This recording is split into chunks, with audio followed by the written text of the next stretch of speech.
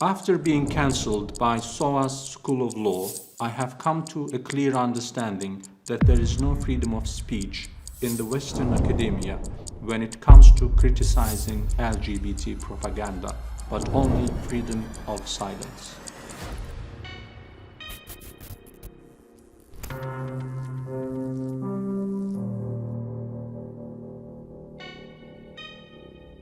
I am a professor of public law in Ankara. I had done my education in the UK and in the United States, and I also spent some time in Belgium for academic reasons.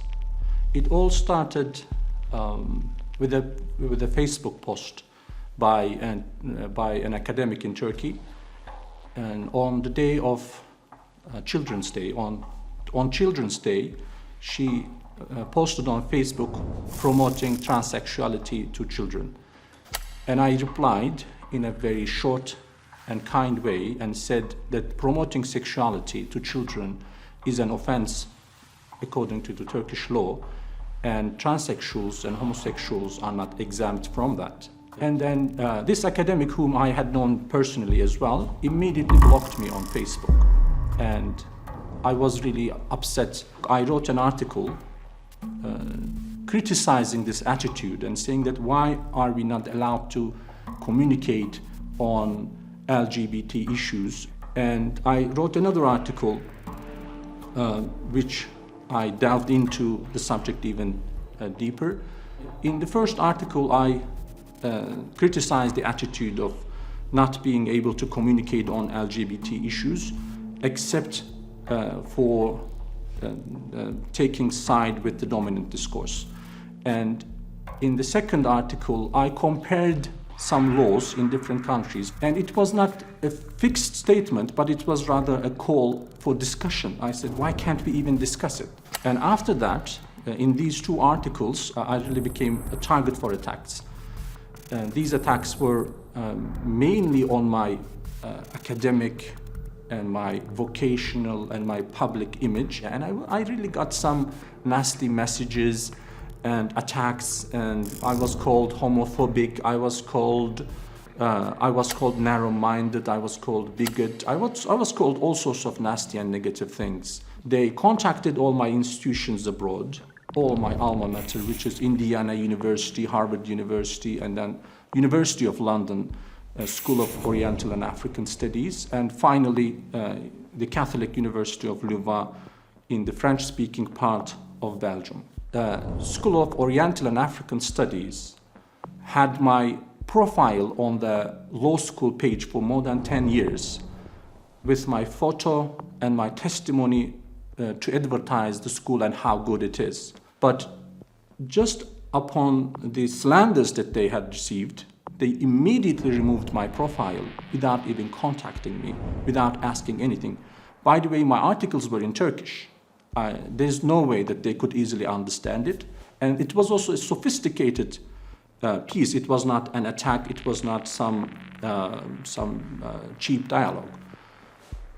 And they immediately removed my profile. And I contacted the dean of the school and I asked, why did you do that without even contacting me? And in law, you are a law school, and in law, we believe in the value of due process. And the dean replied and said that these people, meaning LGBT, are so vulnerable that we have to protect them so much that you can't even comment on them in any way. I said, well, in this situation, they are not vulnerable. I am the one who is vulnerable because I'm not even listened to, and their slander is more effective than my truthful and honest and fair stance.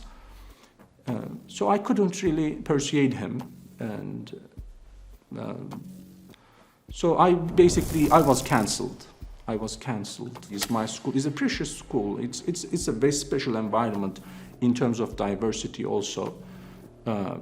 But diversity, the spirit of diversity has been damaged so badly by LGBT radicalism.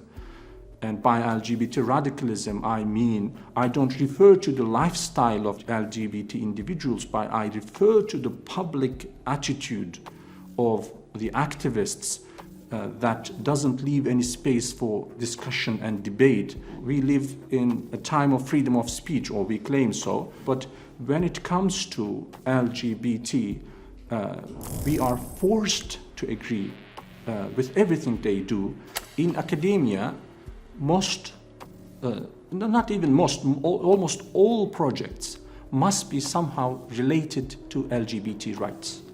And that can be understandable to some extent in social sciences.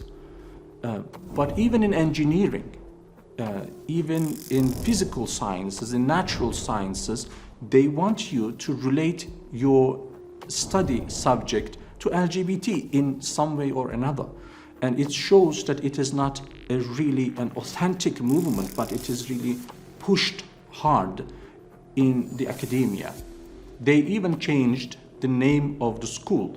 Now, the new name of the school is SOAS School of Law, Gender and Media. Western academia is not free anymore. When it comes to LGBT, Western academia is not free at all.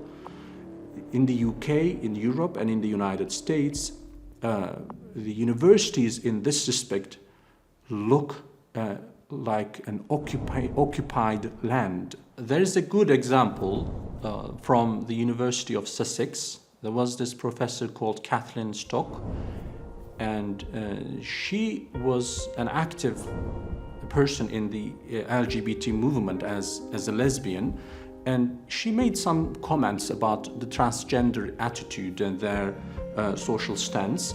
And just for that, even though she was one of them, she was cancelled and she had to resign from her post at university. That shows that even small divergences within the LGBT community is not tolerated.